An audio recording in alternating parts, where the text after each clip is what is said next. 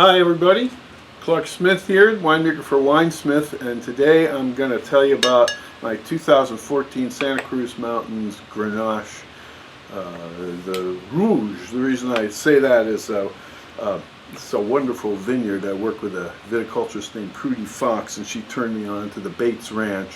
They're actually just a little bit south, a little more sheltered area, but very close to Ridge Vineyards in the Santa Cruz Mountains.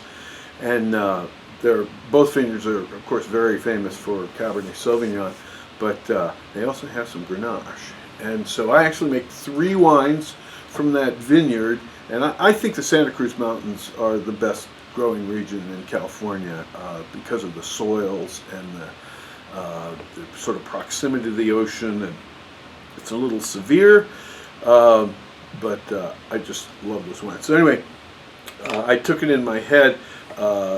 There's up on the top of the hill of the vineyard, you get these very nice red Grenache, and then down the slope, for some reason the fruit doesn't color up as much, and so I make this dry rosé, very minerally and full of melons and strawberries and stuff.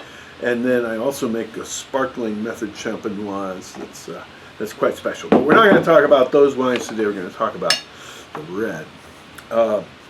So Randall Graham's a dear friend of mine, and he's a big Santa Cruz Mountain Grenache guy, and so I thought, what the heck, I'll make one too, and that's why Prudy and I got together, and in 2014 we started making this wine.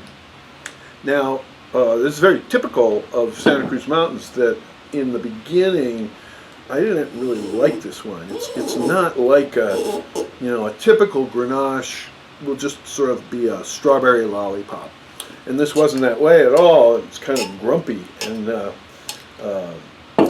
so it just takes time, because they have this stuff we call minerality. It's kind of energetic buzz in the finish that comes from the particular soils they have there, and so it took a while in the barrel for this to come around, and then I started liking it more and more, and I ended up pouring it at my wedding.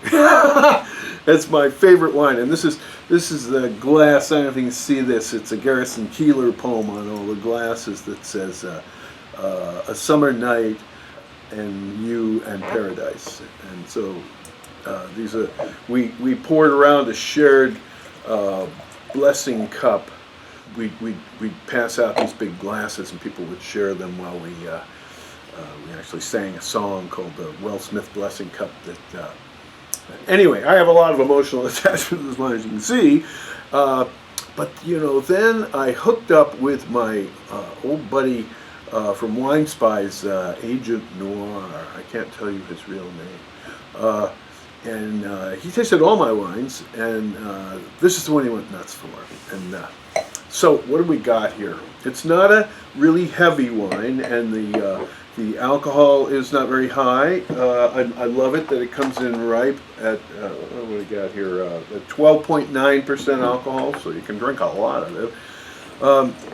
And in the nose, it's really like a Rhone wine.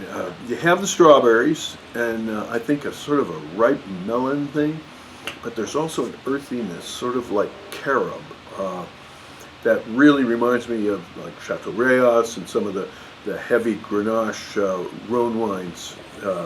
Anyway, very, very sexy. And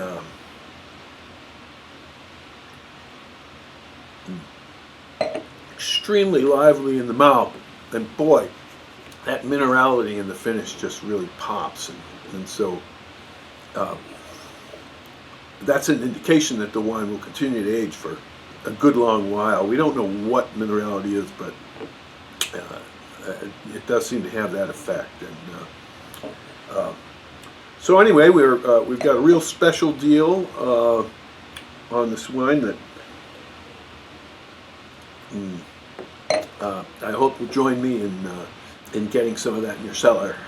Feel free to get a hold of me at WineSmithWines.com, and we can chat about there's a forum on there, and you chat about this wine there.